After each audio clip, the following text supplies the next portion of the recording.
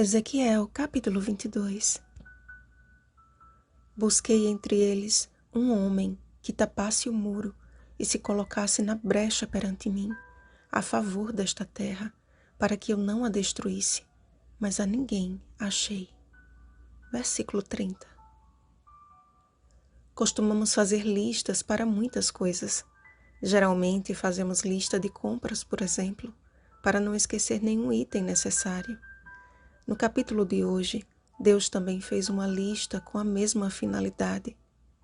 Faze-lhe conhecer, pois, todas as suas abominações.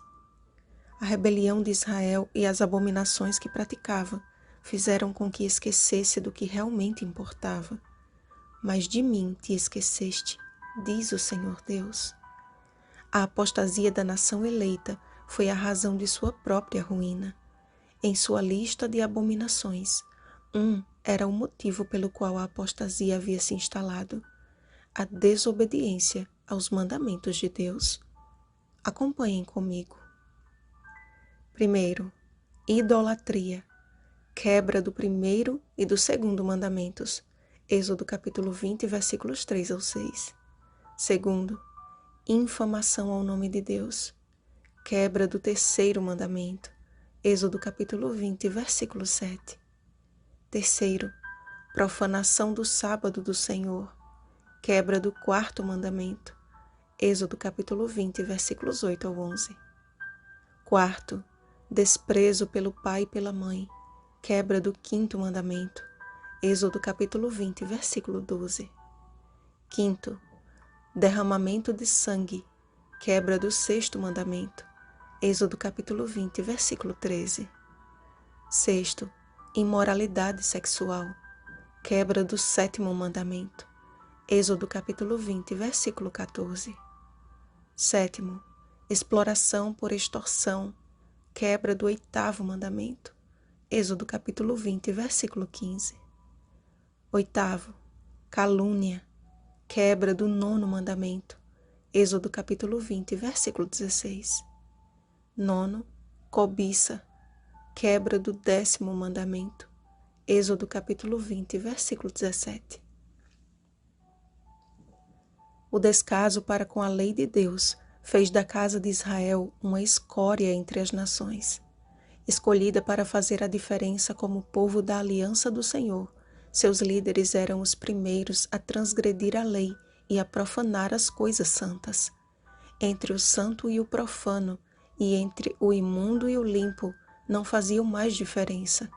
E assim o Senhor era profanado no meio deles. Eram todos como lobos que arrebatam a presa para derramarem o sangue, para destruírem as almas e ganharem lucro desonesto.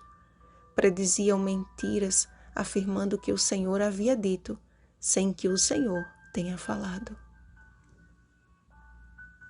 A pergunta é: estamos longe daquela realidade?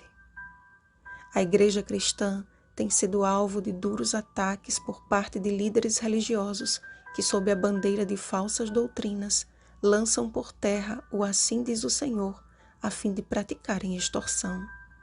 Andam roubando e criam uma imagem distorcida acerca da verdadeira piedade cristã.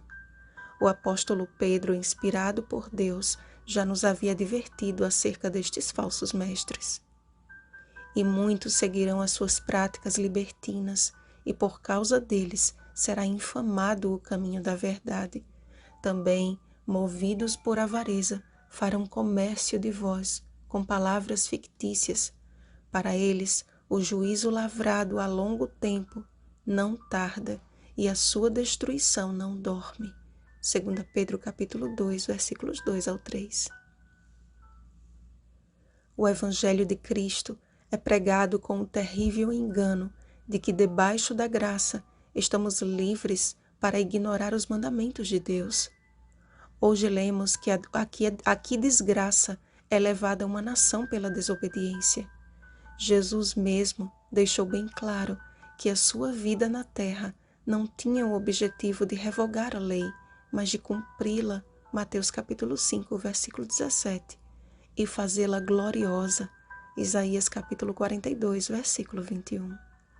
a lei que lembra o fim da escravidão do povo de Deus. Eu sou o Senhor teu Deus, que te tirei da terra do Egito, da casa da servidão. Êxodo capítulo 20, versículo 2. É a mesma que Tiago chama de lei da liberdade e pela qual seremos todos julgados. Tiago capítulo 2, versículo 12. Pois qualquer que guarda toda a lei, mas tropeça em um só ponto, se torna culpado de todos. Tiago capítulo 2, versículo 10. A maravilhosa graça de Jesus nos liberta do pecado e nos habilita a obedecer aos seus mandamentos por amor, pois todo aquele que é nascido de Deus não vive na prática do pecado. 1 João capítulo 3, versículo 9. E o que é o pecado? O pecado é a transgressão da lei. 1 João capítulo 3, versículo 4.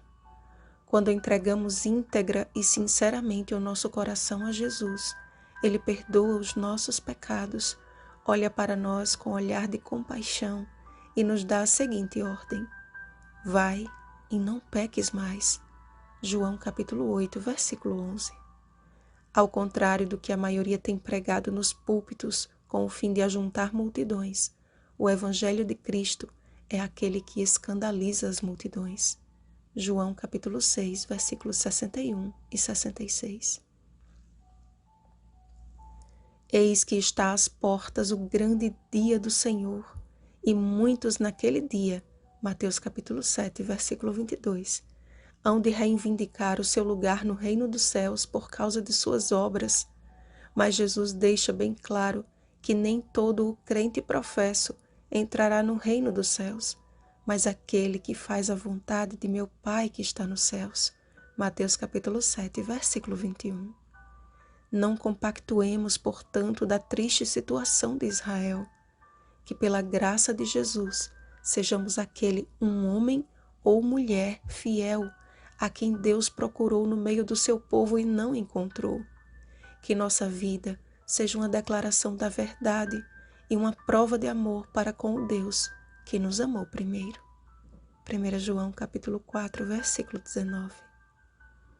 Vigiemos e oremos. Bom dia, livres em Jesus. Rosana Garcia Barros.